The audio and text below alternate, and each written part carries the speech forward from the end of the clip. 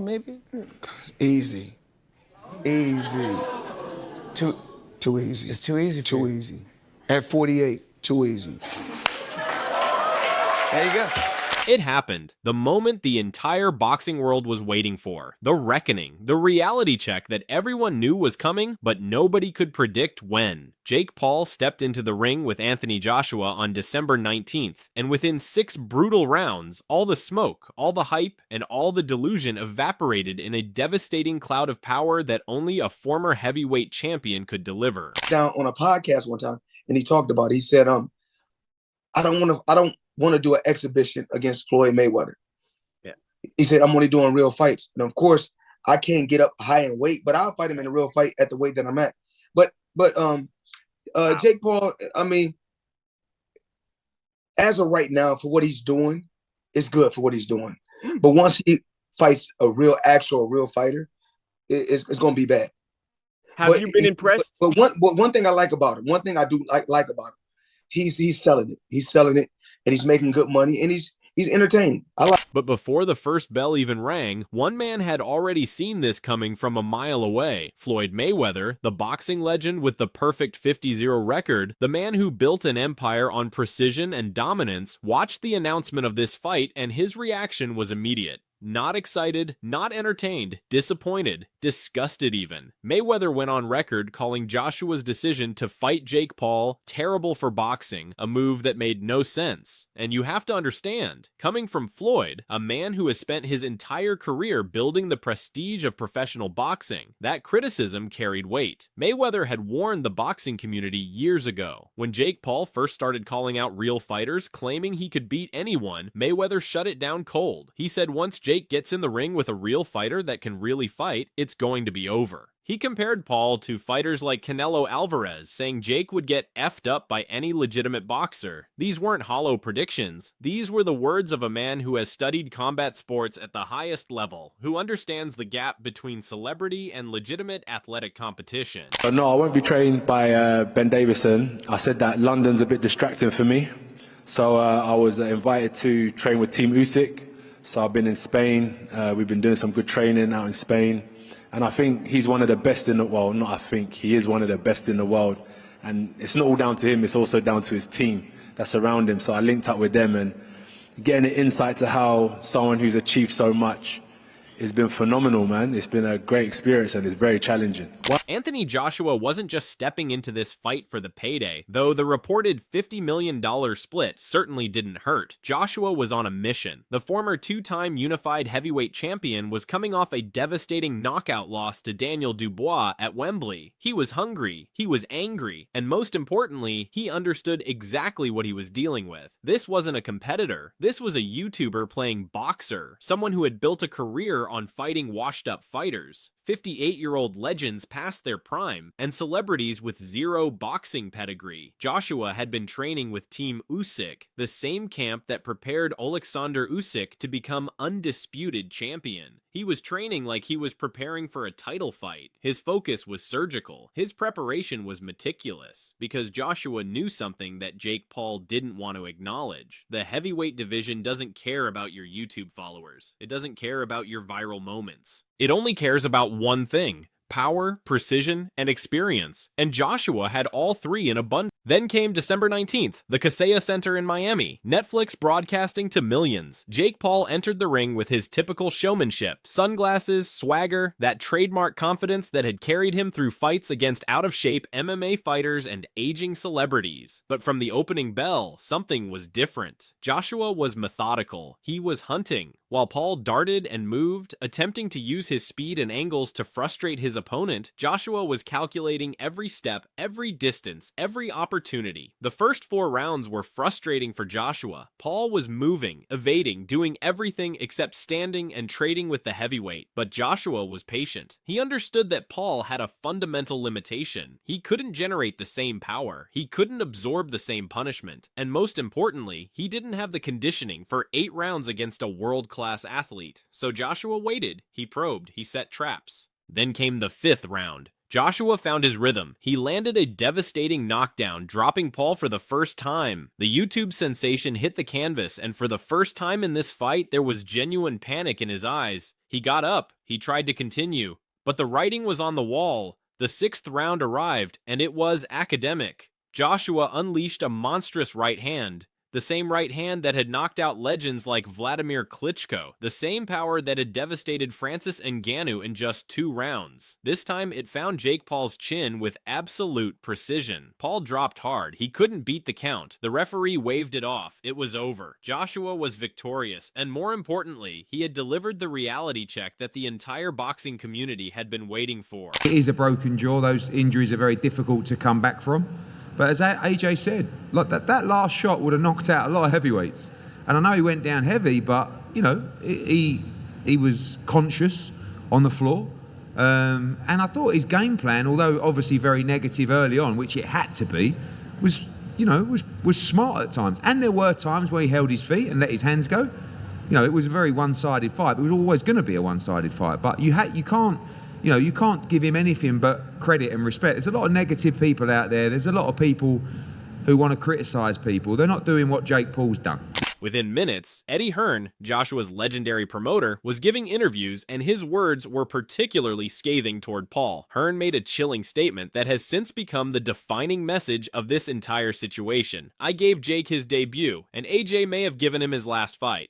Think about that for a second. Hearn had actually promoted Jake Paul's very first professional boxing match. He had invested in Paul, given him a platform, and helped him launch his boxing career. And now, after watching Joshua dismantle him, Hearn wasn't celebrating the victory in the way you might expect. He was serving notice. Notice that Jake Paul had entered a league where he simply did not belong. But Hearn's message didn't stop there. He went on to detail exactly what had happened in that ring. Joshua had done what he was supposed to do. He had been patient in the early rounds because that's what a true tactician does. Paul, on the other hand, had relied on the same playbook that had worked against aging athletes and out-of-shape fighters. But against a real heavyweight champion, that playbook was useless. The speed difference didn't matter. The footwork tricks didn't work. The showmanship became a liability. Himself, bleeding and battered in the ring immediately after the fight, had to acknowledge the reality of what had happened. I got my ass beat, but I'll come back and keep winning. But the most telling part of his statement came when he revealed that his jaw was broken. Not bruised, not cut, broken. This wasn't a competitive fight. This was a man stepping into a ring with someone operating at a completely different level, and the result was biological evidence of just how severe that gap was. Paul claimed he could have done better with improved cardio, that he ran out of gas after 4 rounds. But that's the point, isn't it? Joshua doesn't need you to have cardio. Joshua doesn't need you to have skill. Joshua just needs you to stand in front of him long enough to land one clean shot. And that's exactly what happened. I was hoping that I could at least give Jake credibility and saying, you know what, he took this challenge. You know, even if it's for a lot of money, he still had the guts to walk to the ring and all this stuff. So I was hoping, you know, you're going to get knocked out anyway, dude. Like, I was hoping I could say, you know what, because he earned the respect of boxing fans by going out on his shield. The guy just ran for his life. I just watched Jake Paul run for his life for like 5-6 rounds. Literally just run for. He was doing football jukes. You guys watched that fight? Ring was big. I made a freaking point about that ring being big, and he used it to his advantage in terms of survival in every way he could. I mean, this guy literally never tried to win a second of the fight. He was trying to throw a home run punch every once in a while. But notice every time he got in the clinch, he just went down. Like he just hugged Anthony Joshua and then like would go down, and the referee would call it a slip and give him a break.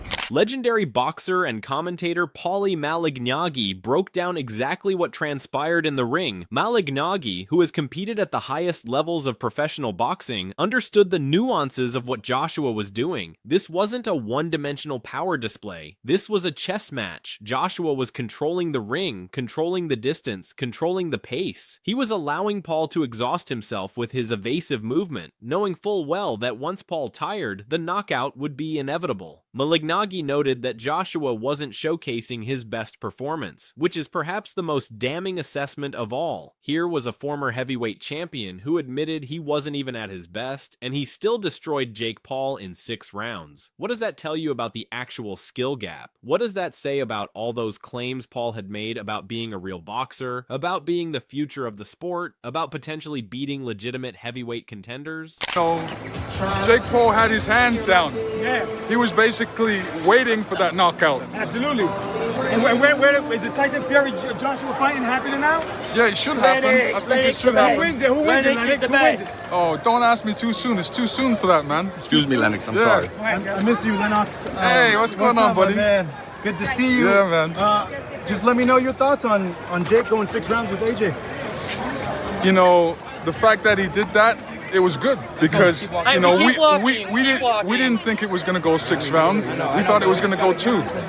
So the fact that he made 6 rounds is an accomplishment for Jake Paul. Lennox Lewis, the former undisputed heavyweight champion, was in attendance at the fight, and his assessment was sobering. Lewis has seen every era of heavyweight boxing. He has fought the best. He has defeated legends. And after watching Joshua dismantle Paul, Lewis made a statement that captured the broader issue at stake. This fight had exposed the fundamental truth about Jake Paul's boxing career. It was never legitimate. Lewis didn't celebrate Joshua's victory in the traditional sense. Instead, he used the moment to call for something the boxing world desperately needs: the Joshua versus Fury fight. Lewis warned that if Joshua and Fury don't face each other before their window closes, it will be a tragedy for British boxing and for the sport as a whole. That's the real story here. Joshua's victory over Paul wasn't vindication. It wasn't proof of anything except that world-class heavyweight champions beat social media celebrities when they step into the ring.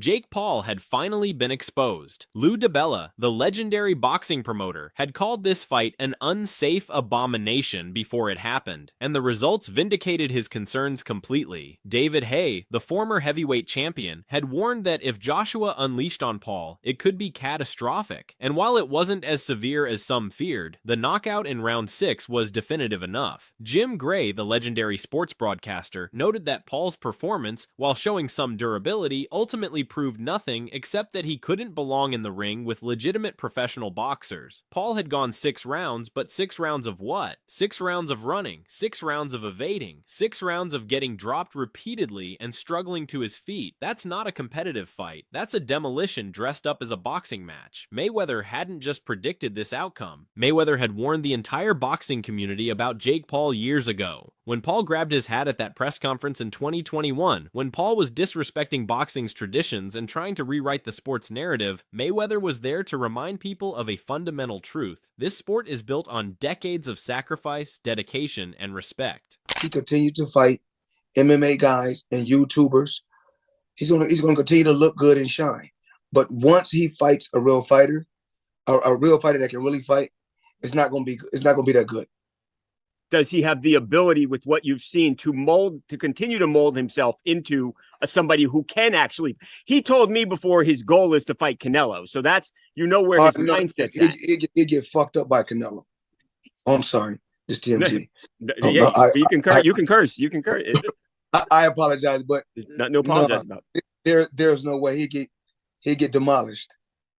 But for what he's doing, as long as they keep getting YouTubers and keep putting them in there with MMA guys, that's kind of over the hill, he's going to continue to shine. Mayweather's criticism of Joshua taking this fight was never about Joshua being scared of Jake Paul. It was about something deeper. It was about Mayweather watching the sport he spent his entire life building, a sport where you have to earn your place through legitimate competition, being diluted and degraded by a YouTuber with a social media following. Mayweather spent 50 professional fights building a perfect record, fighting the best of the best, earning every single dollar through legitimate competition, and now he was watching Anthony Joshua, a legitimate heavyweight champion, legitimize Jake Paul by getting in the ring with him. But here's where Mayweather's disappointment transforms into vindication, because he was right. He had said that once Jake Paul got into the ring with a real fighter, it would be over, and it was. In 6 rounds, all of Paul's carefully constructed narrative, all the claims about being the future of boxing, all the comparisons to Andy Ruiz and other heavyweights who have pulled off upsets, all the talk about defeating Joshua, evaporated in one devastating right hand. The message from Mayweather, from Eddie Hearn, from Lennox Lewis, from Paulie Malignaggi, and from every legitimate boxing voice in the sport is clear. Jake Paul may have survived 6 rounds against Anthony Joshua, but he was never a real heavyweight contender. He never was was. The fight simply exposed what everyone at the elite level of boxing already knew. Mayweather's exact words before this fight were prophetic. Once he fights a real fighter that can really fight, it's gonna be over. And that's exactly what happened. Joshua fought, Paul got over. And now, the question isn't whether Jake Paul can hang with elite boxers. The question is whether Paul will accept reality and move forward, or whether he will continue to delude himself and his fan base about what this defeat actually meant. One thing is certain, Floyd Mayweather, with his perfect record, with his legacy, with his understanding of what it takes to be elite, watched Anthony Joshua deliver that knockout in the 6th round. And Mayweather's message was clear through every commentary, every reaction, every statement he made. Jake Paul's experiment in legitimate professional boxing is over, and he should be ashamed that it took him this long to realize that the world of professional boxing doesn't care about social media followers, YouTube clout, or internet notoriety.